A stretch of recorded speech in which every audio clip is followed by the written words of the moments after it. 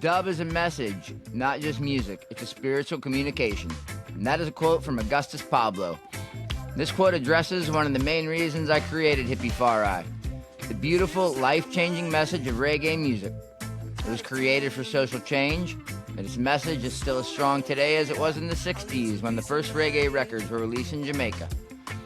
So welcome to another episode of Hippie Fari Reggae Radio and Podcast, recorded live in the Omen Honey Reggae Radio and Media Studios in beautiful Daytona Beach, Florida. I'm your host, Scotty the High-Strung Hippie, and Hippie Fari is a podcast where we discuss all things reggae, so if reggae music is your thing, you're in the right place. So tonight we have a special guest in the studio. From 7th full-length studio albums to Slow Down in 2006 to Loved in Time in 2023, and a musical range crossing genres but calling reggae home. This New York band is known for their explosive live performances and conscious lyrics. They need no introduction, but here goes anyway. Folks, please join me in welcoming Giant Panda Guerilla Dub Squad to the studio. What is up, man? How you doing?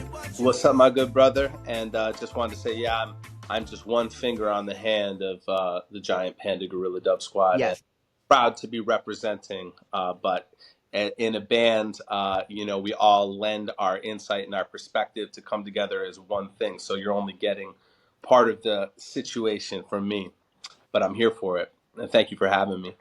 Absolutely. Well, it's a fantastic part, man. I know that because we've tried this once and we're going at it again. So thank you so much for taking your time out this morning to come back on, man. We truly appreciate it.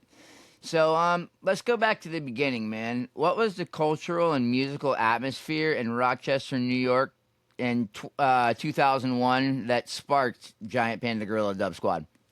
Yeah, it's a great question because while it feels like yesterday, it's kind of been a long time, and we're entering into these very strange, like, cultural eras where right now it's just like sort of like you've put every flavor of Kool-Aid into the drink, and that's what 2025 is. That's like what the era feels like. You can't, Right. like, you could separate the 60s from the 70s and the 80s. Everybody's like even making YouTube shows about that, but it's good to go back and kind of reflect on exactly what was going on to bring us to where we are. Sure. One thing, the world was a lot more isolated. We didn't have access to talking to each other in this way or hearing the music that was recorded like literally last night Yeah. stream from anywhere in the world. That being said, so I guess I'm trying to frame it is that, like, I was growing up with two friends of mine, Matt and Chris O'Brien, who were brothers, as well as a bunch of other musicians around the turn of the millennium, turn of the century there. And Rochester was a place where a lot of people were making original music. That was what was inspiring us. There was and it still is like that, just like you didn't know anybody that was in the cover band or like that their band got together and played like their favorite Green Day songs together, Nirvana or whatever. People writing music from a very early age. My friend started a band when I was about 11 years old, and I wanted in on it. That was like what I'm like, that's the hang I want to be a part of. Yep. Music was kind of the other side of education for so much of us. We were learning things from like, that we weren't even expecting to learn about. It's so funny that like Axl Rose, for example, like this poor kid from Indiana is like one of the most famous, lyricists from the United States. Like people all over the world have been affected by his lyrics. So it's just kind of interesting where you get your insights from and, listening to lots of Kurt Cobain and, Yes. people. My sister was giving me Fish, Steve. Yeah. And I was, Green Day, Rancid, like all that stuff was kind of around. And then started listening to stuff like Tribe Called Quest and different hip hop, like started to come in to the mix. And I was given a Bob Marley CD for my birthday when I was 11. And my babysitter who gave it to me is this older dude, nice guy. I'm still friends with him. He's like, this is going to change your life. And I brought that up to him so many times. And he always says he doesn't remember saying that or he didn't think about it, but it did. It did. I, knew the album Legend like back to front, even though I didn't acknowledge that this is like my favorite music. It was just probably what I listened to the most as I was going through changes of getting into different genres. And I feel like that was kind of inspired by the people around me and the older kids. Whereas like I'm like kind of elder millennial, I'm on the cusp of Gen X and millennialism. Right. And the most important thing when you were 12 years old in my generation was don't be a poser. You know, don't Right. don't pretend to be about something unless you're really really about it, but also don't lose yourself in being about it. Remain yourself. Know who you are, know where you come from, and um, so it was always, you know, it was kind of being shown to us to just try to get into the most original thing that you can, and also try to express yourself with originality. Um, I went to Ithaca College shortly after, right after high school. Ithaca is like an hour and a half away from Rochester, and I made my choice to go to school there because I could just I had heard that there was a great music scene there.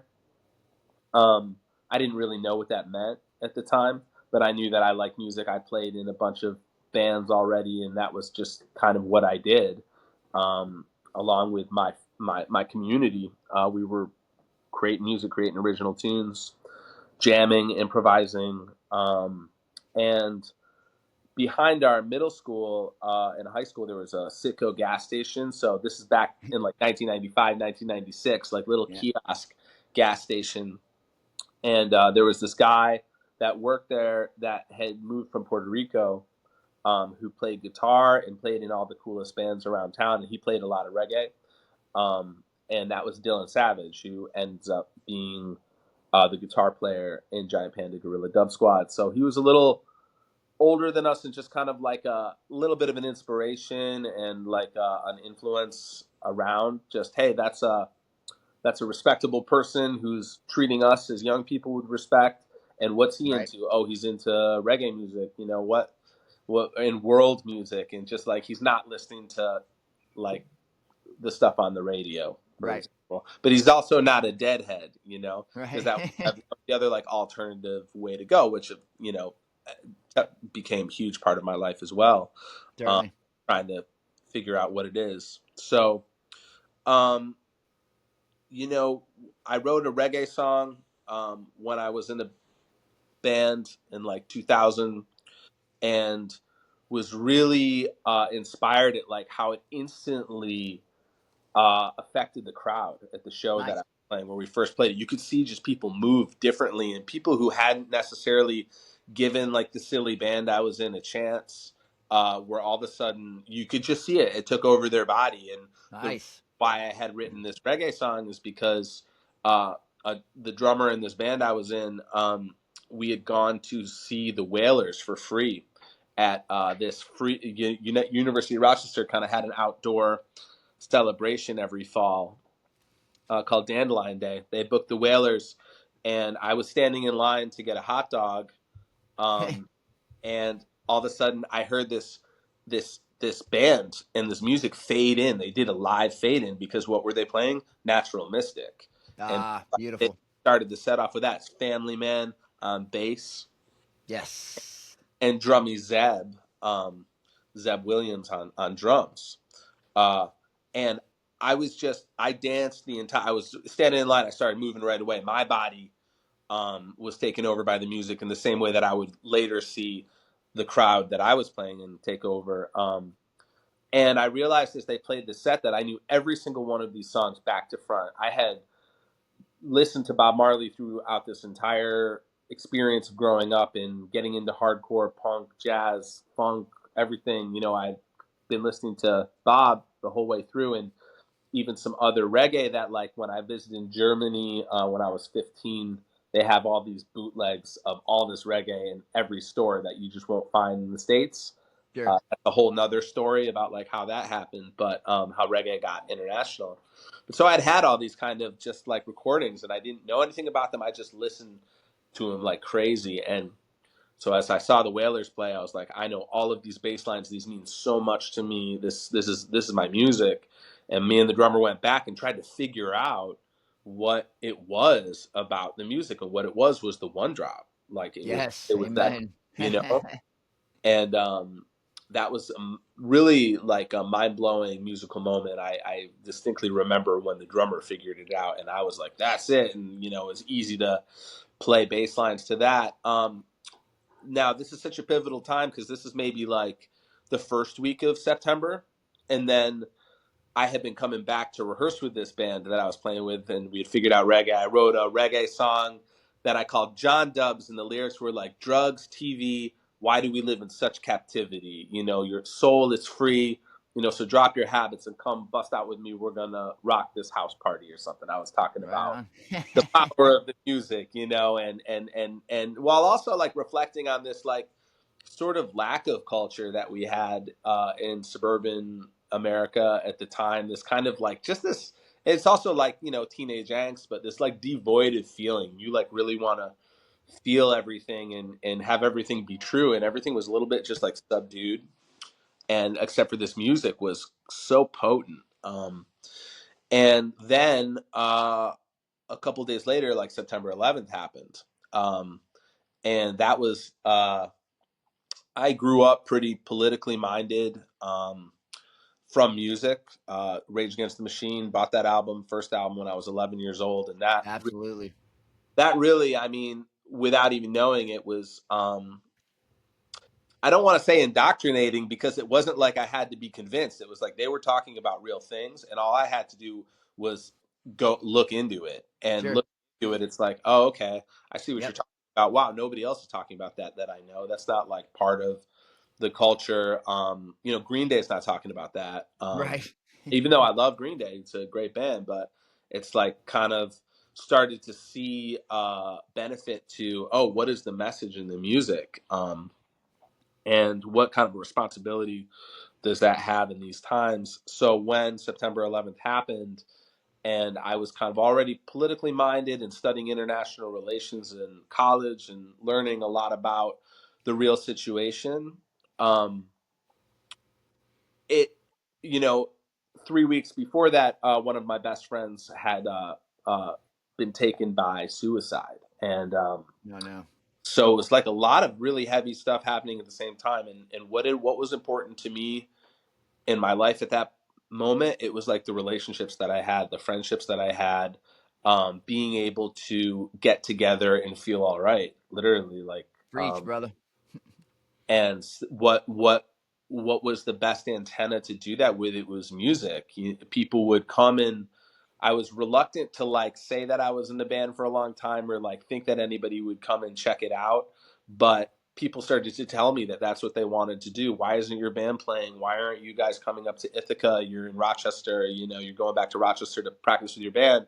Why don't you guys play in Ithaca? On one of So September 11th happened. The whole world was upside down.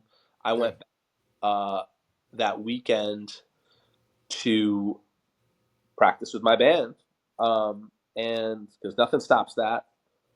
And there was a concert happening in Rochester that was supposed to be on September 11th, but had been moved to September 13th, and that was John Brown's Body. And Oh, they were from Ithaca, where I was great living. band. I kind of like hadn't. I think my roommate had played them a little bit, and I remember asking, "Hey, I've never heard this Bob Marley song before," and he was like, "This is John Brown's Body." And it down, and that just didn't make sense to me because I didn't really know. I knew that there was a genre called reggae, but I didn't know much beyond Bob. Um, so it was interesting hearing other like roots, classic Sure. music, and yeah, I went to John Brown's Body, and that's really what put it together for me. And uh, Matt and Chris, I think Matt and Chris were also at the show. That you don't necessarily have to be from Jamaica to celebrate this music and these rhythms, but you do have to be respectful of it, and you have to Yes. study it like the way that these guys in John Brown's Body clearly did. This wasn't a third wave ska band. These guys were playing like really nuanced, very studied, but not cookie cutter, uh, powerful music. And Straight up. and Kevin Kinsella and Elliot Martin. But at the time, more Kevin Kinsella was just, I mean, he still is, but he's evidence of just a brilliant, beautiful songwriter. And I had been listening to great songwriters my whole life, listening to Nirvana, listening to the Beatles, listening to, you know, all sorts of different things, and, you know, hip hop. And so I recognized that, oh, you can deliver these songs in the reggae aesthetic. And that is like one of the most powerful things that a community can have. And yeah, that was the environment, that was the culture, is that it was hard to understand and reach out and find that stuff on your own. You had to be kind of told about it by somebody else. You had to be influenced by other people. It took my babysitter putting the CD in my hands. It took like hanging out with older kids who were writing original music and showing the way. This was not anything that I found just because it like came to me. It was because of community. It was because of friends, and it was because of like, I mean, I'm the youngest brother, the youngest person in my family, so I feel like I have a little bit of like little brother syndrome, where I'm always looking up to people and just, Yeah, hey, what show me the way, you know. yeah, It can be dangerous. I'm lucky that I ran into the people that I ran into, sure, and that I had a lot of good guidance. And you know, the the band that we're here to talk about, Giant Panda Gorilla Dub Squad, kind of started as a conversation after the John Brown's Body Show and after September 11th and after losing friends and kind of coming of age, just being like, hey, what are we really doing? What's important? It's important that we get together. We write original music to talk about the truth, to talk about the things that are important to us, to have nobody else tell us what we can and cannot say, right. and what is the best vehicle to ride in, to make that the most potent it can be. Well, it's this reggae music. It's the best music in the entire world that's ever been created. We're lucky Amen. to be living in this time where it is available and that it exists. Because if you were born in 1940s or 50s, I mean, you might have missed it. You know, if you were born 100 years ago, you certainly would have missed it. Sure. It's a really unique time of technology and sharing, and I mean, just the instrumentation of uh, how the instruments landed in Jamaica and inspired those early practitioners Yep. able to create this. There's a lot of pain and a lot of money and a lot of moving parts that make that happen. And we just, you know, never forget who you are and where you stand in the struggle. You know, so much things to say. Uh, and so we try to give thanks and remember that, like, we came in on the moving carousel of life in this lucky time to be able to have recordings and have a lot of areas of inspiration to pull from. That's like a super, super fortunate, very, very Certainly. thing to be a part of. So that's what was happening at the time. We got serious. We called the band the Bomb Squad, um, because it was made up of not only just like the core people that were in the band, but the best players that we could find around. There was a lot of great musicians. Different people would kind of be come in and out of the band, Right. whether it was official or unofficial. We felt like we had a big squad around us, and that is ultimately like what got this going. That's so awesome, man. Thank you so much. And you kind of had a quote back there. You said that music was the other side of education, and man, you could not be more right, bro. That was probably more important to me than school. When I was in high school, man, I was in the bands, and yes, I learned almost everything I know for music. So 100% facts, man. Great quote. Now you were kind of touching on it towards the end. The name Giant Panda Gorilla Dub Squad is definitely as wild and unexpected as your sound. What is the actual origin story of the name, and how has it kind of evolved in meaning for you over time? Great question. Yeah. Well, the origin story of the name is, as I had said, we were called the Bomb Squad, Right. and we had begun touring outside of Rochester. We would go to like Albany, we'd go to Ithaca, we'd go to Massachusetts and Vermont and places like that. And we started to, you know, the name of the game back then was you had to have a press kit. And what a press kit implied is that you have press. So like you had Right. people write articles about you that talked about who your band was, and that's like what the venue wanted to see. Well, where's your press kit? You know, and it was, Yeah. I mean, any musician from the past 20, 30 years can tell you the evolution of the press kit. And we were 100%. lucky enough to come in when there's a electronic press kits. Yep.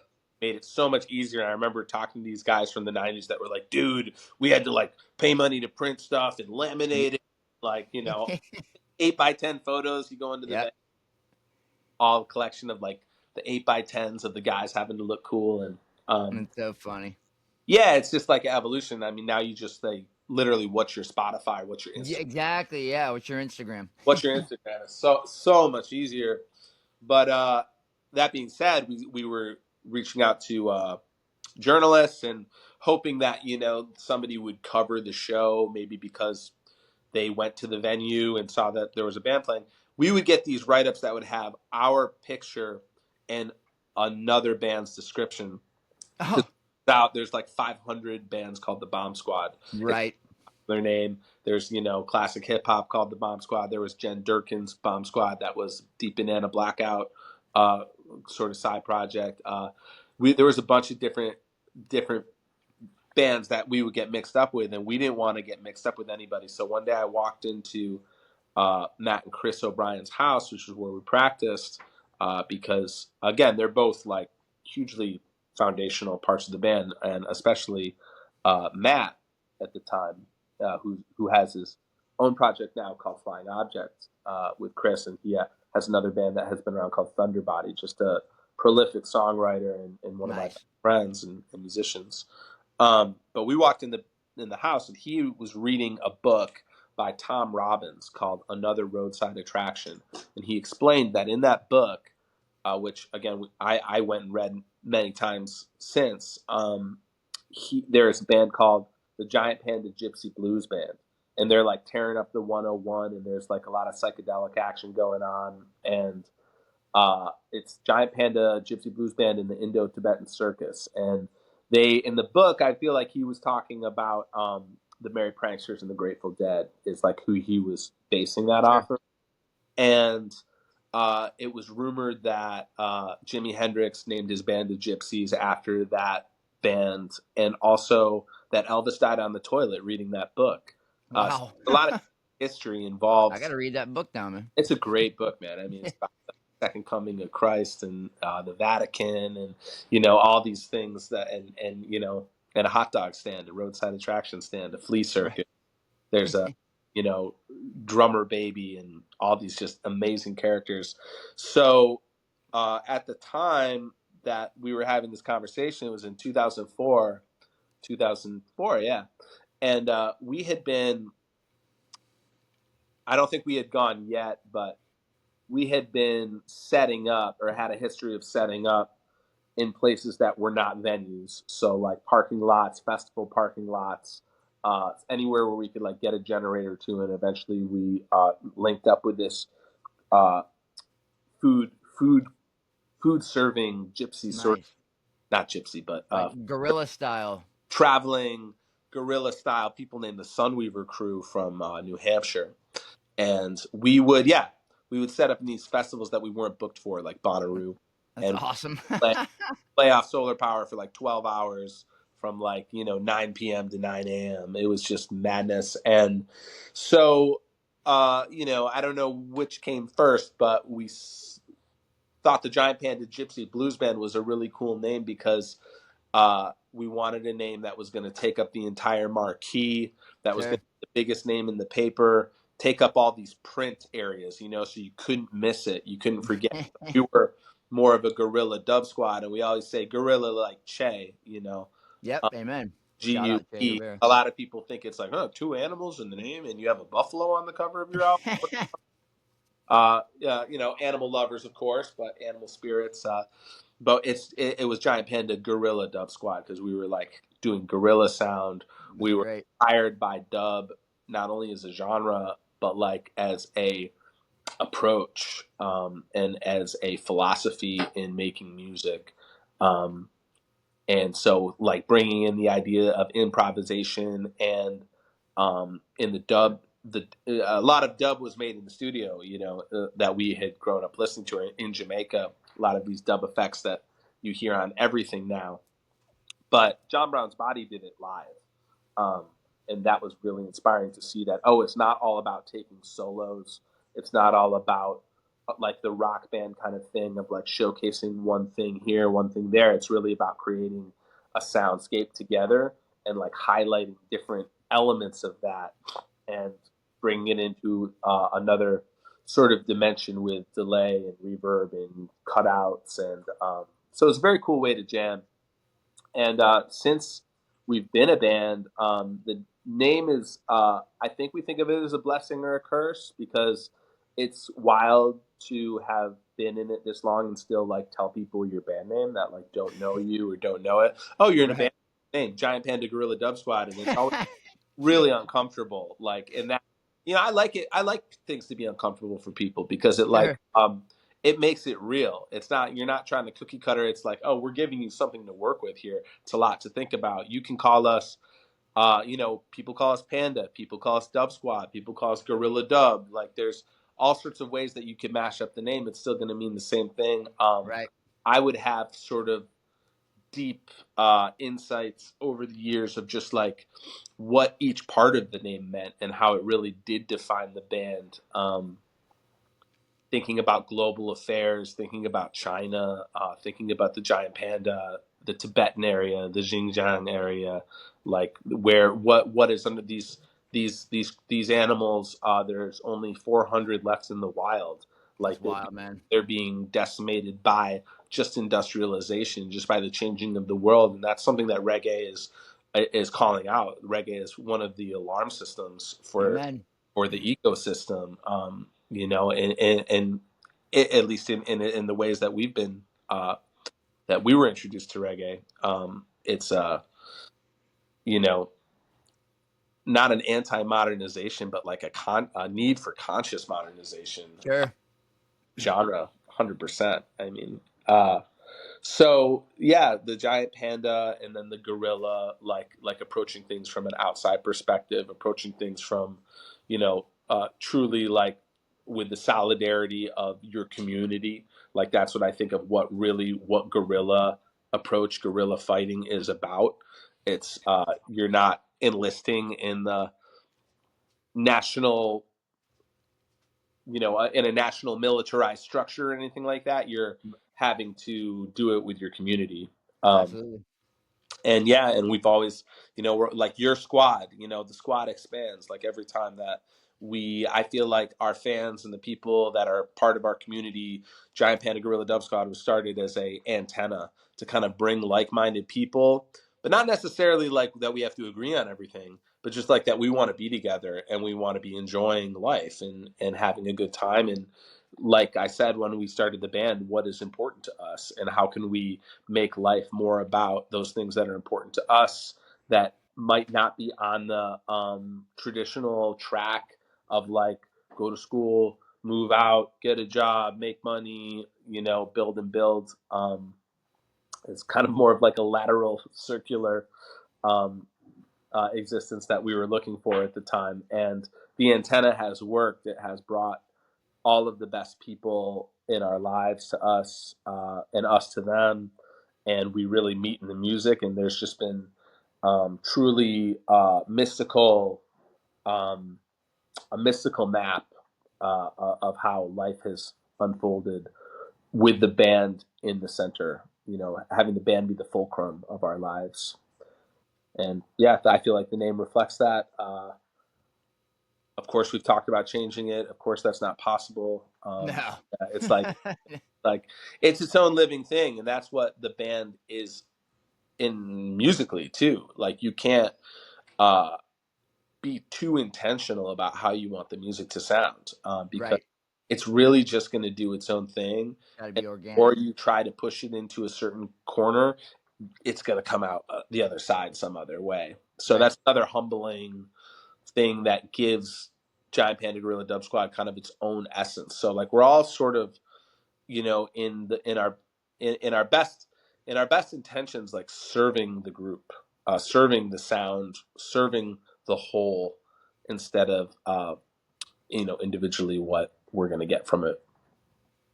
That's so awesome, man. Right on. Yeah, and as a I used to do acting, man, and we did guerrilla street acting. Just a group of us would come up, and we do That's theater and dope. drama and stuff like that. It was awesome. So first time I saw your name, I was like, hell yeah, I was definitely drawn to it. I just love the revolutionary spirit of that word too. It's an absolutely fantastic name. I don't think any band has ever been that creative before, and the story behind it's neat. It's like every single word in it has its own story, and you just kind of brought it all together. That is so dope.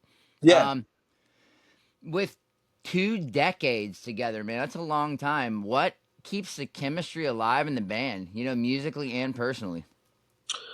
Um, I think a lot of it is just humbling ourselves, Sure. like giving thanks for what we have, and understanding how hard it is to come across people that can work together and that are willing to.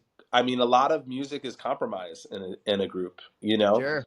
and if you're not available for that compromise, um, it makes it a lot more rigid, and that it's really a lot harder to work in those circumstances. I think that we all, being in a band, and being creative with other people is a huge struggle for like anybody that tries it. It doesn't come easy for anybody. Right.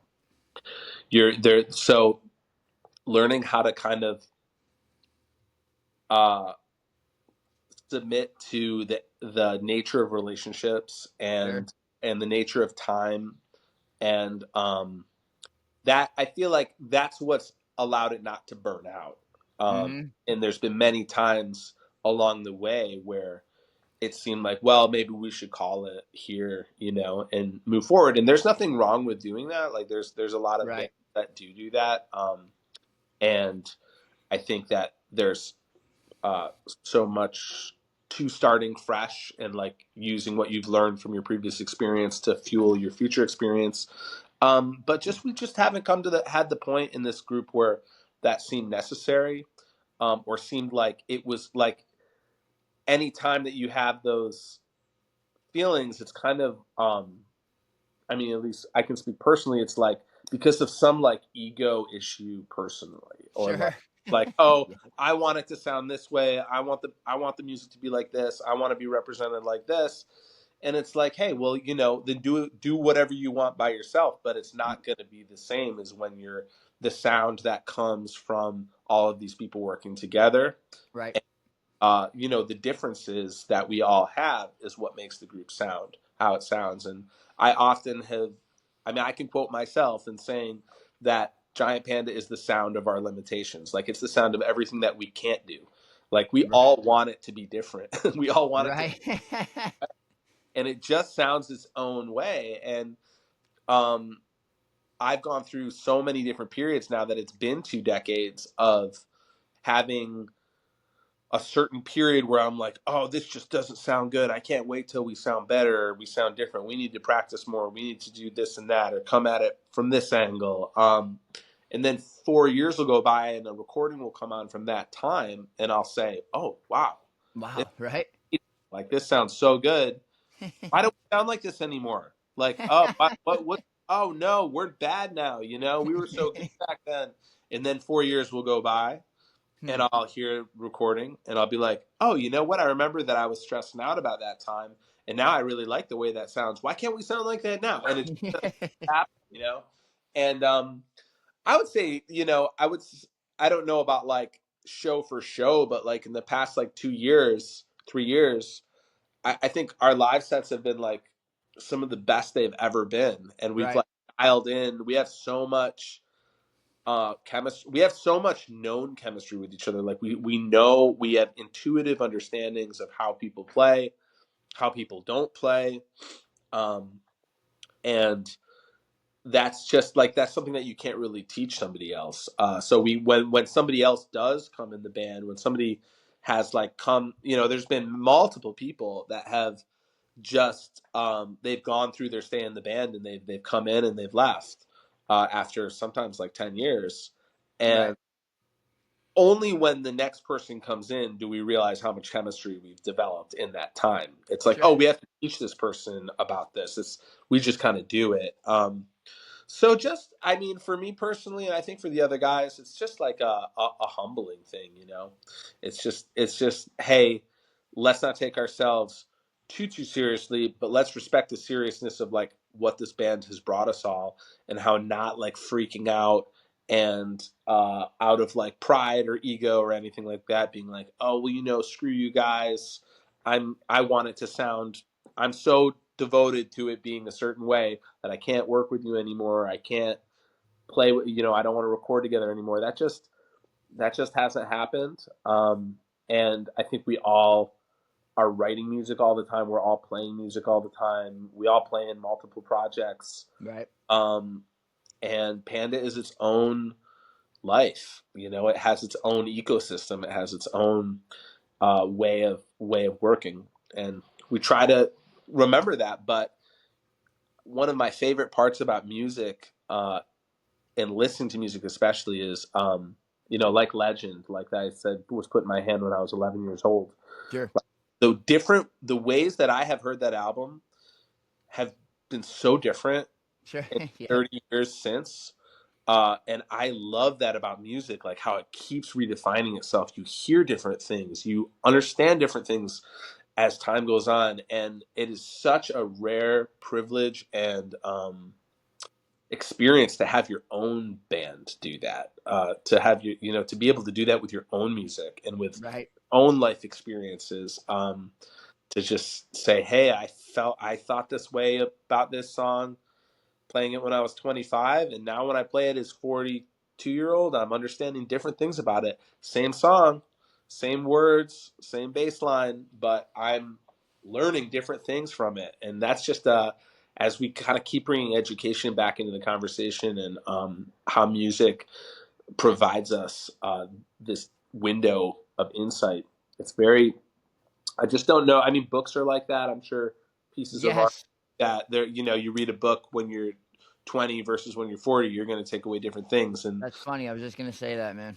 yeah, it's just so special, you know. Yep. So I think that when it comes down to it, uh, we're grateful that the band does that for us. That's great. In its own way, we feel like it's really special and really lucky, and we just keep trying to reapproach it. I mean, it always feels like where I heard Jerry Garcia say this one time, and it's really relatable. We're always about a year behind where we're trying to be. Right. Like Yep. once you get to where you thought you were going to be, you want it to be different. Sure. So we're always reapproaching. I mean, it literally, like sometimes when we get together as a band to practice, I'm like, have we ever done this before? You know, Mhm. and you know, lo and behold, we have, but we're always changing too. That's awesome, man. And you said something a couple minutes back. You said the band worked because it was about submitting to the nature of relationships, and that was great, man. I think you can not just in bands, but I think you could I apply that to everyday life. So that was absolutely fantastic. But thank you for sharing that, man. Now your music's definitely been described as blending reggae with jam band energy, and you've definitely dipped into kind of like alternative Americana as well. What kind of drew you to crossing the genre lines, and was it intentional or did it like just happen? Was it more organic? I think it's a great topic. It's a very wide topic to discuss because there's so many elements to it. We all have our musical DNA based on like the music that we've heard and the music that we grew up being around. And when you have one band and you're primarily working with one band, you kind of have this, or at least, you know, I've had this need that you want to cover all of it, you know? And there were so many times when it was like, oh, we should put out a funk album, or we should put out we should make some hip hop grooves, you know, Yep. and put it out like that. Like, why are we pigeonholed into reggae while I You just did write country, right? like those reggae to like, to start the band because we thought it was the most potent, you Right. know, best delivery method of good vibrations, Right. literally, to have a message. But you, there's a little bit of that. You start to kind of want to be able to be creative and not be put into, boxed into a corner. Um, we had a player in the band for a long time named Aaron Lip, who is a virtuoso, essentially, just like pretty much a master of most instruments. Nice. Also from like a really rural area. I don't know if that is why he's so into old time music and country and bluegrass, and Right. but at the time he was like he was yeah, just really inspired by I know the Wood Brothers. Like first of all, was a group that we were all really inspired by, who is Chris Wood, from the bass player of Medeski Martin Wood, and his brother Oliver Wood. So we were all huge fans of Medeski MMW because they're like a jazz jam group. I'm not sure if you're familiar with them, but they've been around since the 90s, 80s, Nice. and I just, love jazz and jam bands, so it's I definitely mean, good. these guys are like the best of the best. Nice. They are truly like have run the gamut on like all whatever improv you can do, organ, bass, drums. So Beautiful. it was interesting to see the bass player kind of do what at the time was a side project of these like really country Americana songs and amazing. Beautiful. Talk about like changing genres. It was like, oh, is Chris Wood allowed to do this? Like, of course he is. He doesn't have to be your avant-garde jazz guy. He's him. And so we were. I think that the biggest influence is as to how we incorporated different sounds into our recording style is that we were on the road. So we had a Okay. lot of guitars in the van. We were spending a lot of time with each other with acoustic instruments, and with Aaron, who was like constantly playing, practicing fiddle, practicing harmonica, practicing resonator guitar. And we're just like, he's younger than all of us too. So like we're just blown away by this just like young man who's so devoted to playing, and naturally we're jamming a lot. And all songs in our band start on an acoustic guitar. So like you write the song and then you bring it to the band, and then you kind of put it in the reggae aesthetic. But it could be any song that any of us write, could be any style. That's like sort Sure. of the amazing thing about songs, and you hear it in reggae music because reggae will take any song and make it, Absolutely. so Yep. like reggae knows that.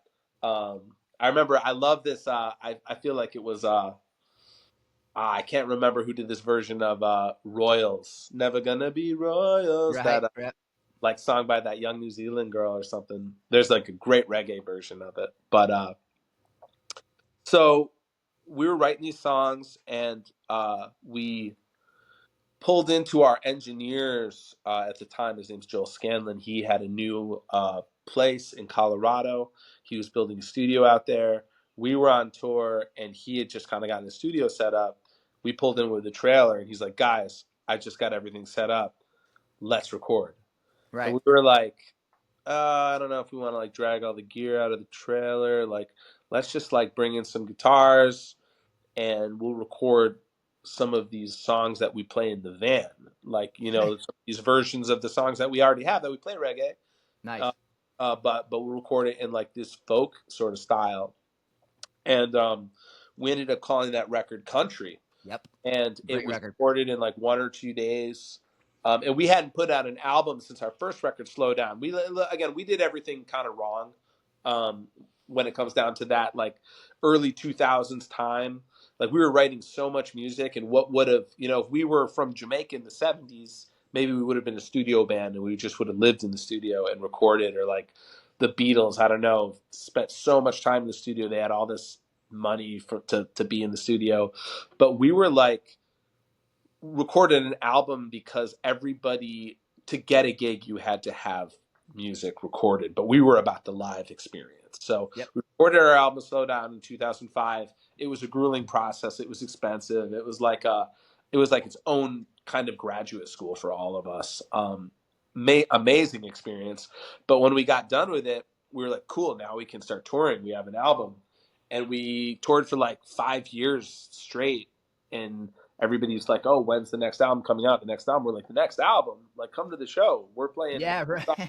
We're playing songs all the time. I wrote a song yesterday. Like, you know, we're gonna play it tonight. Like, you don't need an album. But so we didn't have an album come out for a long time, and then we had like a big blow up where like the singer, one of the singers, Matt, Chris's brother, who I talked about originally, and a big part of naming the band. Him and his girlfriend, who was in the band at the time, they left. So that was like a big falling out, Sure. difficult period. A lot of bands go through it. Would have ended a lot of bands, but we decided to like keep it going. And I think we're all glad that we did, including them. But we didn't have we didn't have an album. And a big inspiration of like recording the country stuff as well was that we toured with G Love, and G Love, Nice. and we were a reggae band touring with G Love. But after the shows, we would all jam because G is always playing, and he loved Aaron because he's like, who is this young guy who can play all the instruments, you know? And we would all kind of have some jams sometimes after the show, and he's like, guys, you guys should record this music. Like this is like, you should record this style, and that was certainly part of the inspiration. But Sure. what really happened is we didn't want to take all the gear out of the van, and we recorded that country album. We released it. So the release was our second release. Like after like 5 years of not having an album, people were really excited about a new Giant Panda record. We put it out, and people were straight up pissed, man. People, Yeah. they were pissed. They were like, what is this country bullshit? Like, we expected a reggae album. Like, oh man, I love this band, but they switched it up on us. I'm never gonna listen to them again. Literally, like people saying that Yep. on our maybe Facebook or MySpace at the time. I don't remember which one it was, but and like they didn't know that we had like a reggae album already recorded. It was gonna come out in like a couple months after that. They were like sister and brother albums. Like some of the songs that were on the country album were gonna come out as their reggae versions in the next album, but like we literally lost a lot of people on that country album. Yeah.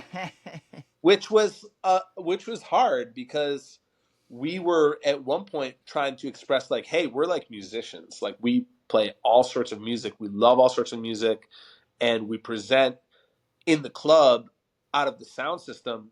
We're a reggae band, but like, yeah, we play all sorts of different styles.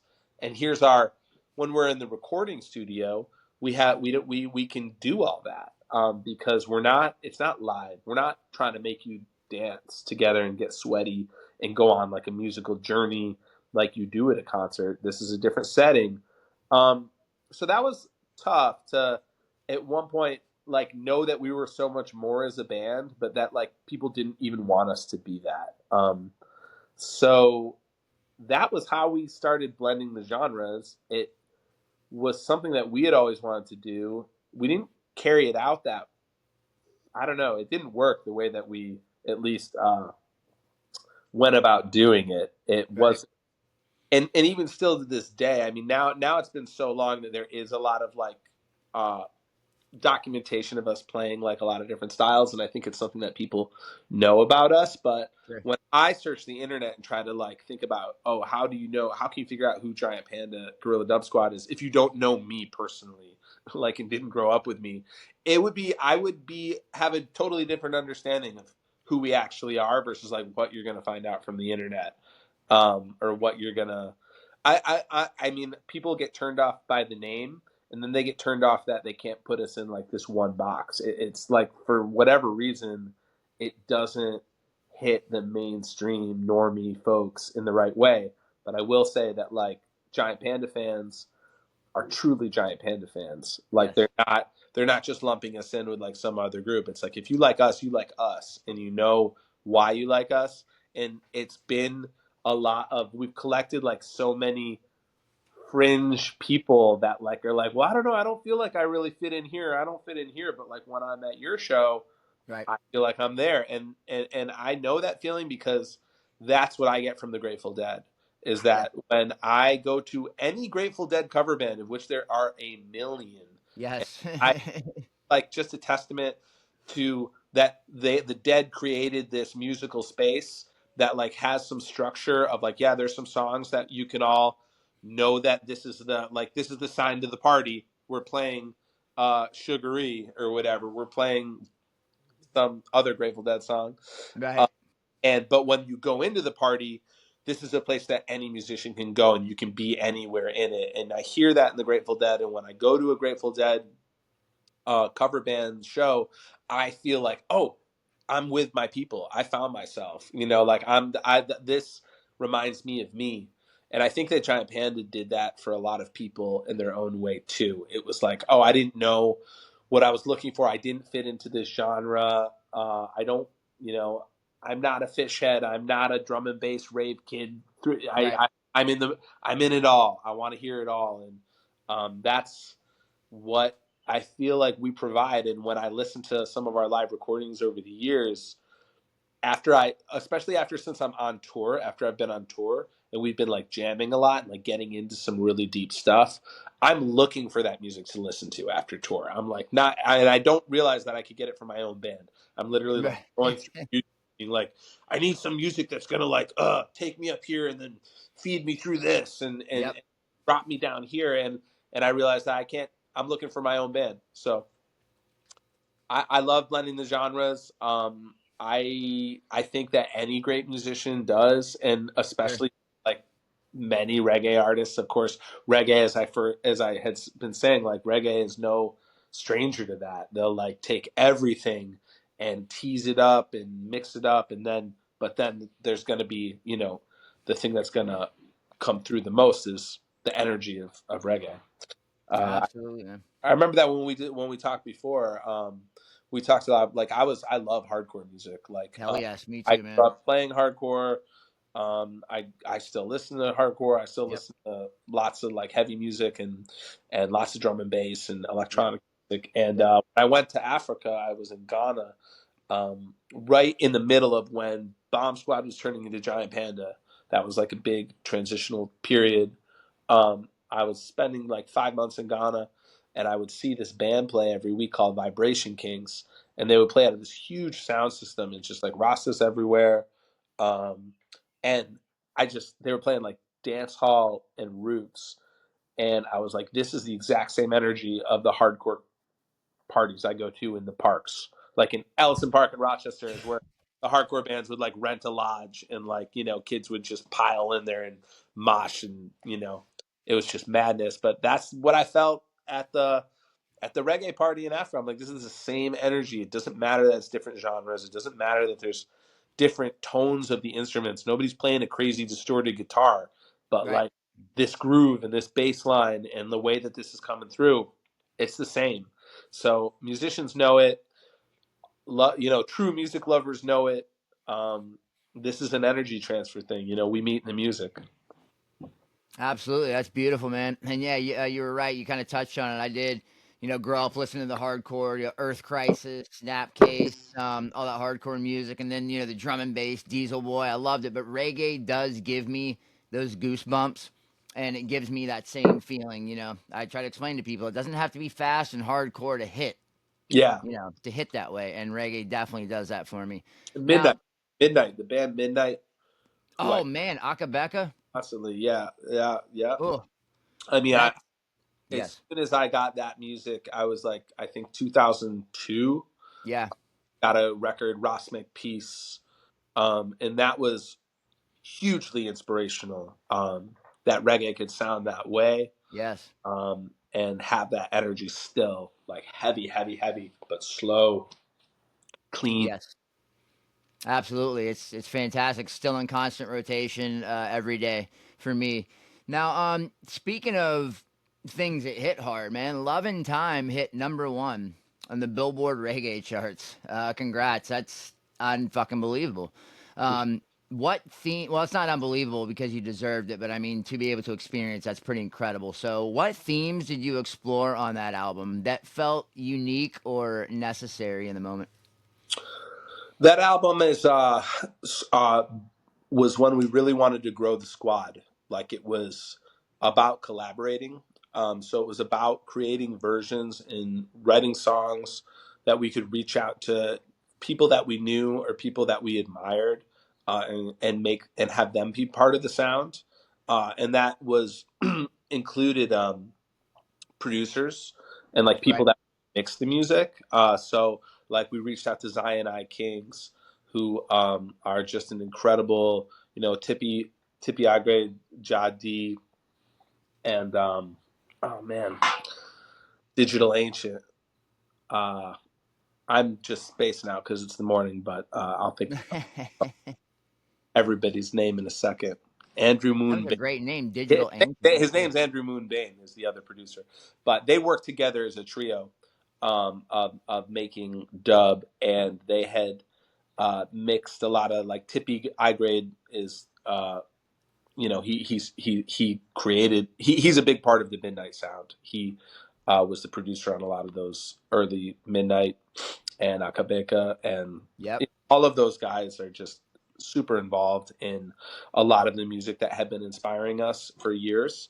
So we wanted to work with them. We reached out to Alberosi, who mixed a few of the songs, and like that was a totally different experience, totally different perspective.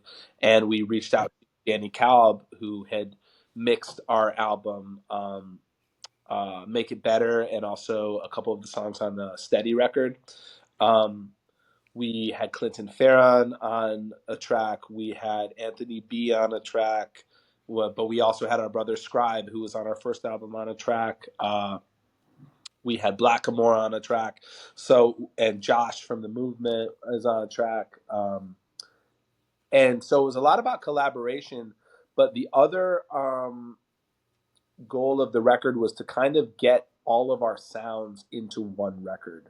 So we had Nice. had a country record, we had Slow Down, which is kind of its own style. Yep. And we had the Make It Better, Steady, and In These Times.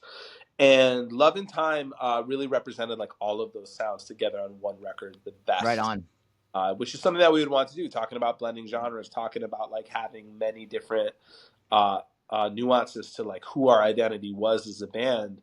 I think we had wanted to be able to just put something in somebody's hand that's like, this is the style, this is it. You can Sure. get that we're about from this.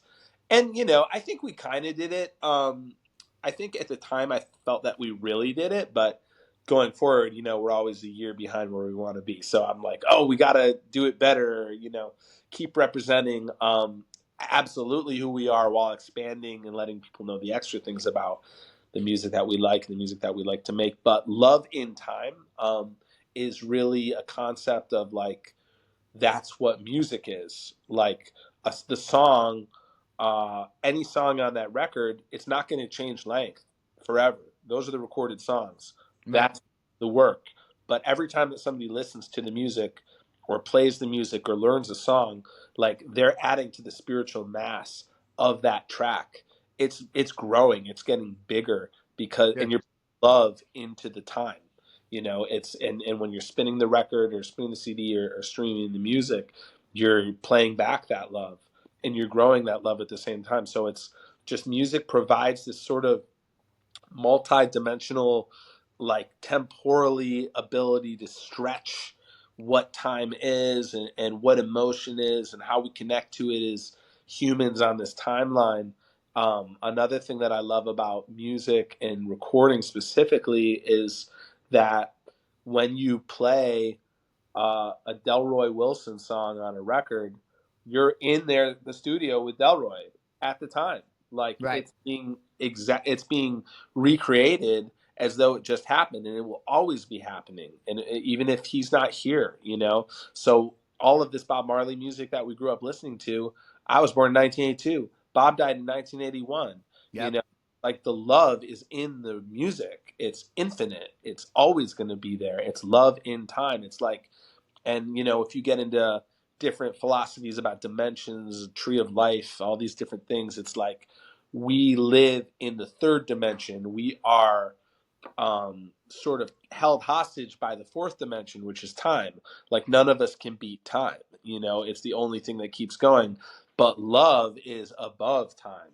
somehow. It's a dimension above time, and it's a hard thing to conceptualize. But when you're in the music, you understand it. You're like, oh, Right. I'm here vibing with Bob Marley, who's at Tough Gone you know, who's going through what he was going through in that lifetime. But so that's what Love and Time is. That was the kind of intention behind making the record. It was a very hard album to make because we're still hearing like, oh, this is pandemic music. It's Right. like, a lot of people recorded a lot of music in that time because there wasn't musicians who toured a lot like us were kind of freaking out about like, well, what are we going to do? What are we supposed to do? We don't know what is coming from here. And that album was supposed to be 3 albums, and we just went to the studio for a week and recorded like 30 tracks. There's still a lot of material that we Yep. didn't put out from those sessions. And it's funny as time goes forward because, like I said,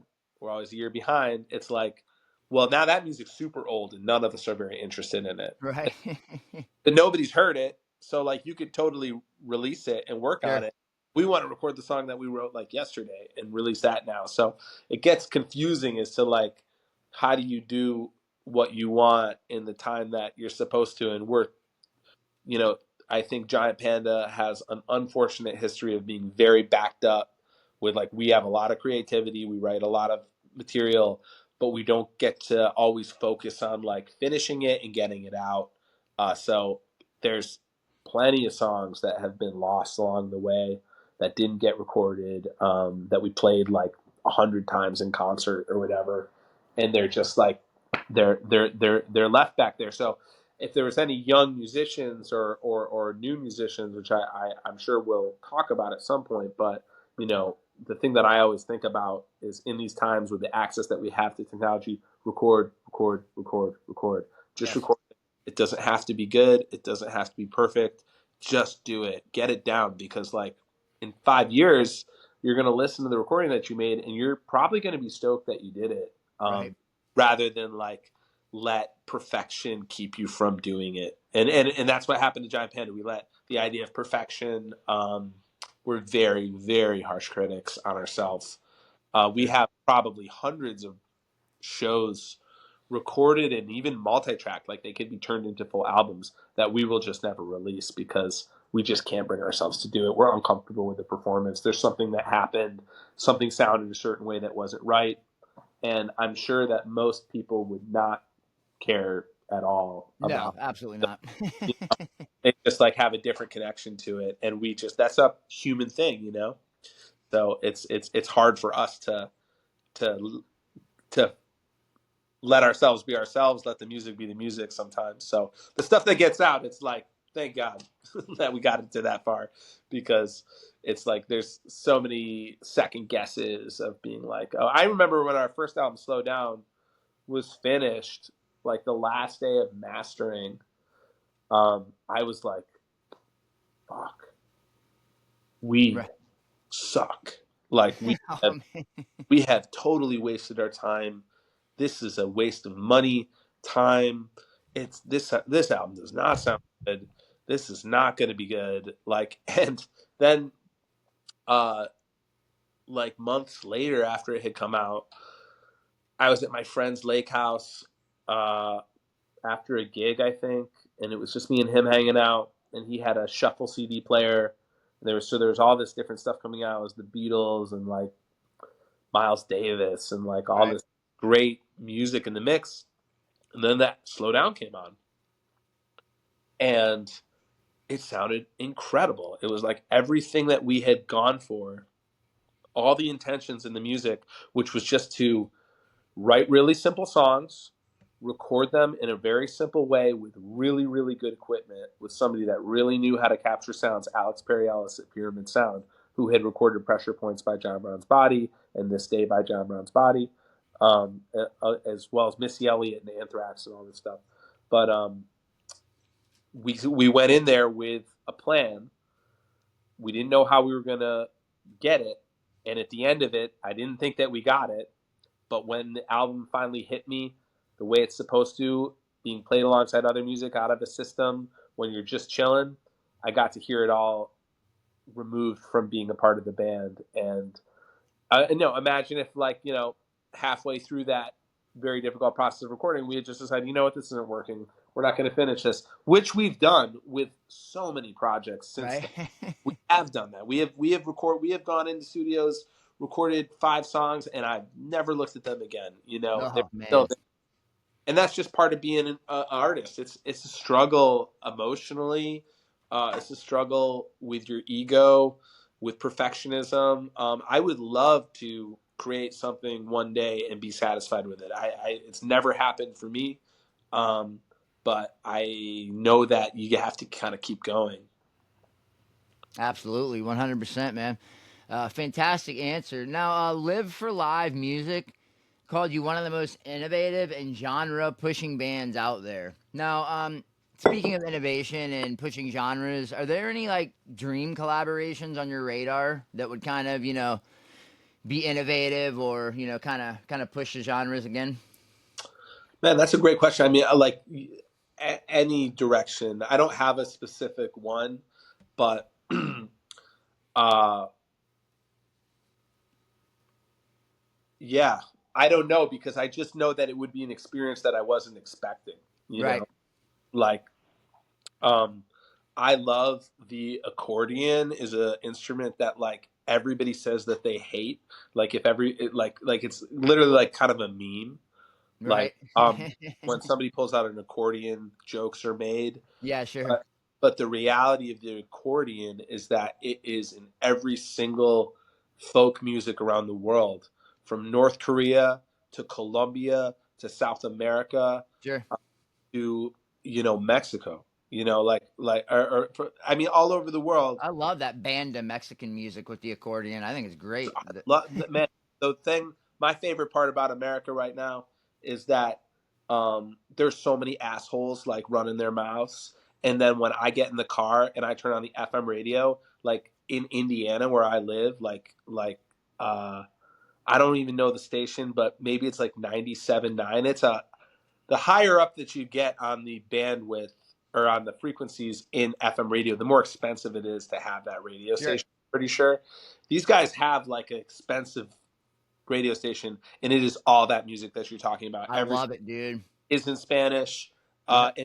It is bumping, bro. Like I love salsa it, merengue. Yes, I love all it of all. it, Yep. all of it. Yeah, this Banda. particular, like, it sounds so old school, but it's recorded with modern instruments, and the bass is always booming. But there's an accordion in there, and there's like 3 or 4 guys singing, and they're playing acoustic guitars. It's just some of my favorite music. Another cool thing about the accordion is that I was like looked into it one time. I was like, how did this get everywhere? So it was a German instrument. I think really developed in the 19th century. So in the 1800s, and it folds up like a suitcase, literally in a suitcase. So Right. it got shipped all around the world during that time, and that's kind of like similar to the story of reggae. Of like, well, how did these, precision and jazz Fender basses end up on the island of Jamaica, or B3 organs from Germany, and uh, clavinets, and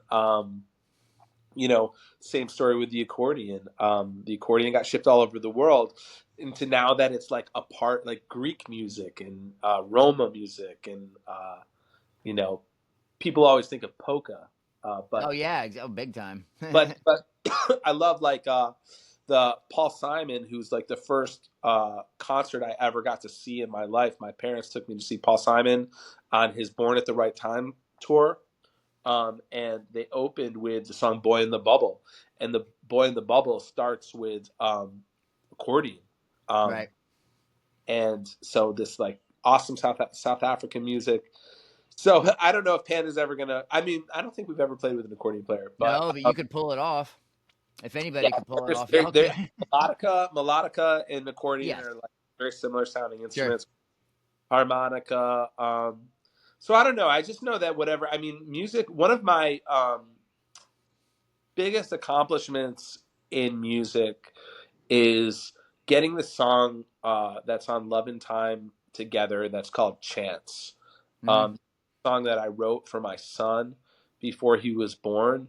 And not only does it have like more of the like hypnotic one drop sort of rhythm to it, but we were able to get Clinton Farron, who's one of our absolute favorite singers, Sure. foundational member of the Gladiators, bass player and singer, but has never stopped. So he's a huge inspiration to us because he's never stopped writing and being fresh and making just better and better music as his life goes on. He's in his 70s. He just released a song the other day called Jah Is Love, and it's like one of Beautiful. the best.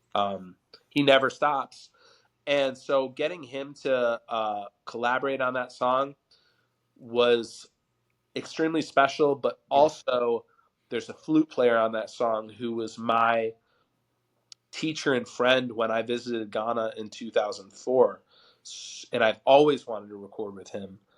So to have my hero singer and this flute player who's meant so much to me from Ghana playing on this rhythm that I wrote for my son, just bringing all that together, those are the kinds of experiences that we're going for, because not only are they incredibly meaningful for us personally, but they are kind of like defying the odds of time when you put it all together. I could have never spoken to that flute player again. I could have, we could have never reached out to Clinton Farron. He could have said no, but Yep. we all made it happen. And living in this time with the technology is making it possible. So I don't know. I love making music with people. Sometimes it's hard. Doing the collaborations is the most fun thing right now, like the Brooklyn Rhythm that just came out on Easy Star Yes. with Sundub. Being a part of that, like, so happy that they asked us to be a part of it. And now hearing the other versions, like how other people were being creative on the same vision, I'm excited to. I loved all the stuff that I heard from Sailor Jane down in It's great. Florida, and Clato Bumbo, and Yep. yeah, in the Sundub version. And then, the next round, we're going to hear Cass Haley, who's one of my favorite Yes. singers, and we're going to hear the Meditations, like legendary. Yep. And even they're going to introduce us to artists that I've never heard. So just being able to collaborate and be a part of uh, be a part of just a community of multiple artists. I think anything that invites us and pulls us into that pool, we want to keep doing, and that's how we'll continue to innovate. That's awesome, man. And it's cool that you brought that up. I had Ben Teeters from Sundub on my podcast last night, and he gave us a unique opportunity to play two from the next batch that are coming out. They're not out yet. I got to play the Visionaire rhythm and the Kaz Haley rhythm. And they're absolutely fantastic. But yours, the African Incense rhythm, is it's fire. I urge anybody who hasn't listened to it. It's the Sundub Brooklyn Rhythm. They're coming out in different batches. The Giant Panda Guerilla Dub Squad Rhythm, African Incense, is absolutely phenomenal. So yeah, thank you, man. It's just it's killer. I wouldn't have expected anything less. So lastly, kind of what advice would you give to a young musician that's trying to bridge genres? I know it kind of comes organically sometimes, but if somebody kind of wants to, kind of mix it up like you guys did, you have your own style. So what advice would you give someone that kind of would want to walk in the footsteps of Giant Panda, Gorilla Dub Squad, and kind of blend the genres like you guys did? Yeah, in a way to attempt to not sound cliche, but be yourself and be Sure. like, you know, write about what you know about, Yep. write about what you care about. I remember sitting in bed super depressed one time when I was like younger and listening to the Beatles and listening to John Lennon, and I was like, is he writing, does he know me? Is he writing this Right. about, and it was like, no, he's writing about himself, and he's not thinking about writing a song that everybody's going to like. He's not thinking about, oh, what's going to hit. He's writing a song about something that he went through, and the human experience is so universal that, like, if you do that, you're going to connect with people. Like, if it connects to you, there's other people out there that it's going to connect to. Don't be vapid. Don't try to write for the audience. I mean, it's really hard because we all try to do it. We all Sure. want to engage everybody. I mean, a lot of things that I've talked about was how to deliver a sound to a group of people out of a sound system. Reggae is the way. Yep. But that being said, it has to be authentic for it to really means something, I think. And everybody has their own take. The other thing that I would, so I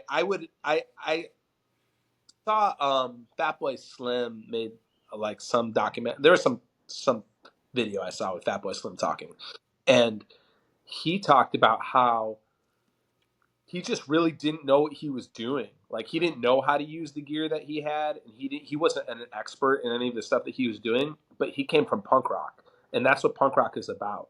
Like Sure. it's about being yourself and using what you have to just create. And you don't have to be good at it. And probably if you're not good at it, it's probably going to be It's a little bit. better. Yes. It's probably going to be a little bit more original if you don't know what you're doing. There's a Yep. million people out there that can play like Joe Satriani or whatever that can play guitar like how I'll never be able to play. Yep. But those guys often aren't original, and you're only going to see them playing guitar solos on YouTube or TikTok or whatever, Instagram. Like they're maybe not going to get a band. They're not going Right. to write a song, and I think that there's more of an understanding that you need the best of both worlds. So people Right. are doing that now. And I want to say again, my brother Aaron Litt, who was in the band for a long time, he's still writing original music. And at the time that we were together in the band, he was pretty young. So I don't think he was writing at that time. And I was always wondering, I'm like, does he not write because he's so good at the instruments that he doesn't have a need to like show himself? He can just Right. play anything. I thought that for a long time, but he took it upon himself to like begin writing after he learned all of these things and studied music up and down in the way that he wanted to and the way that he was talented to do so. He started writing original songs, and the original songs are incredible. And I developed a whole another appreciation for him and respect for him because he could do that. So I think really it's about being yourself. It's about being authentic, and it's about the other component is recording as much as possible, as much as you can. If I could go back, my life lives in the voice memos. Like my life is in my voice memos. Right. Everything else is just details, man. Like my original ideas, the moments that I thought were important enough to take out my phone and be like, hey, I'm boop up up, record Yep. this little idea right here. When I go back and listen to those recordings, I'm like, wow, I was really having a moment here. I remember where I was. I remember what inspired me, and I remember the idea. Like even if it was 10 years ago, I'll be like, and if my happiest days are, besides being with my family, when I find an idea like of which I have hundreds that I haven't done anything with, when I sit down and create a new song out of one of those moments and expand that moment into an eternity with like a full song. That's what I just really encourage anybody should write music. Everybody should write music. It is not Sure. reserved for a certain group of people. There is no such thing as like you're not a musician so you can't create. I don't. I know it comes easier to some people than it does for others, but anytime that someone that I don't think of as a musician writes a song and shares it with me, it's usually a lot more impactful than like the greatest musician I know showing me Right. what they did. For whatever reason. That sucks for the great musicians out there. But Right. this is something that everybody can do and everybody should do. It's got a lot of benefits, even if you're not trying to be a top selling artist or anything like that. Like even if you're writing a song for like your mother or like your best friend or something like that, or for yourself, just to get you through a time. I've gone in and out of pretty serious depression in my life, and like the guitar and I'm not good at guitar, by the way. Like I'm not great. I've been playing since I was 12 years old. I pretty much am at the same level that I've been for 20 years. I never tried to get better or anything. I just use it as like a vehicle to write. And it's there for me, Right. It's a way to spend the time when you're just not feeling it. Sure. It'll get you through from here to there. And so, yeah, if don't worry about the genres, don't feel like you have to commit to one. But if you are learning or inspired by one, be good to yourself and like do go deep into that music and research it. Like You know, I grew up, you know, Sublime brought me to the dance. John Brown's Body brought me to the dance. They brought us to the reggae dance. Bob Marley brought us there, you know, but Sure. like we stayed at the dance for a really long time and listened to a lot of music. And really, I still just have my toe dipped in the water. You know, if I had stopped that's one thing that bothered me about the third wave ska. And it's no diss to any of the bands that were doing it, but it just didn't come across that this was Jamaican music and that this Right. was inspired by reggae music. For whatever reason, I kind of had wished that it had, because I was loving that.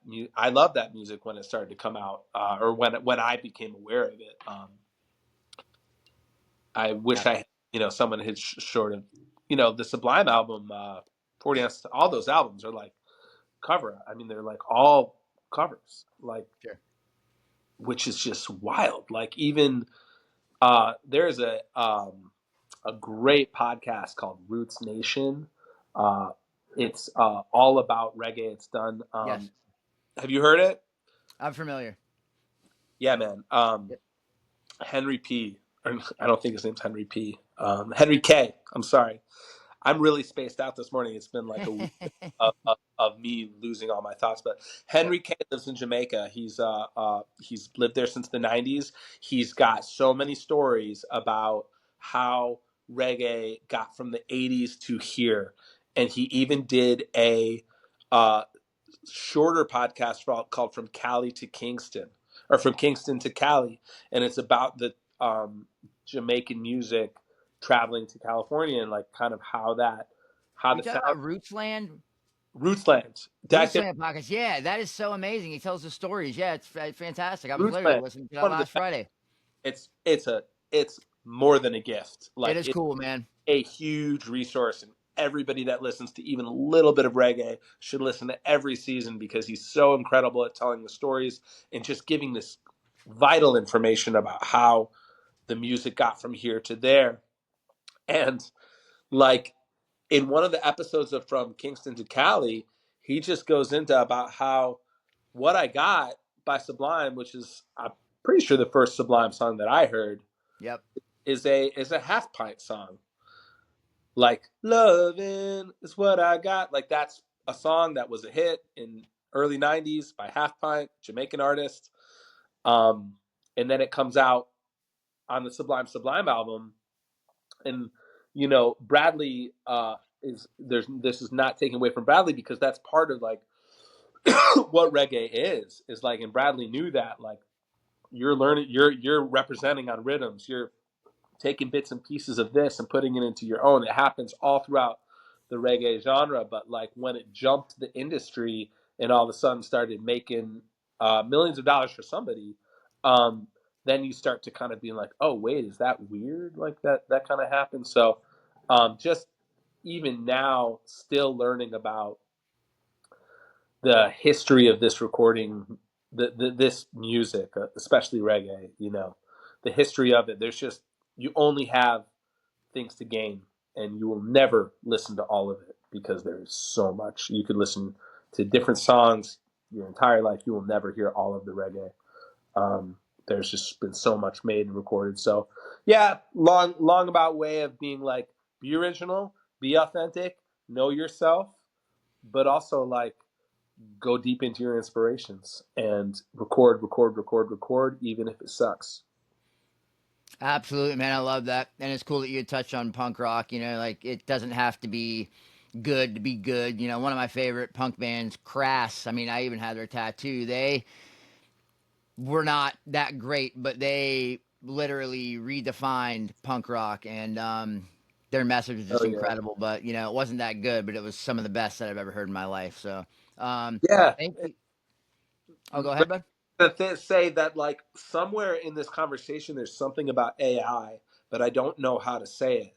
It's Right. just like when I saw Fatboy Slim do that video and talk about how he didn't know how to use his gear, and like I also don't know how to use anything. Everything's backwards to me whenever I approach an instrument or a piece of technology. I almost never use it the right way. Someone will eventually come along and be like, "Oh no, you're supposed to do it like this." I'm like, Right. "Oh." Um, And, for whatever reason, I just don't think that, like, I don't know. There's something in that humanness in the music that we love, and that really is what speaks to everybody. Um, Bob Dylan is a great example of like a not very good guitar player, a not very good singer, who like just really resonates with people. Right.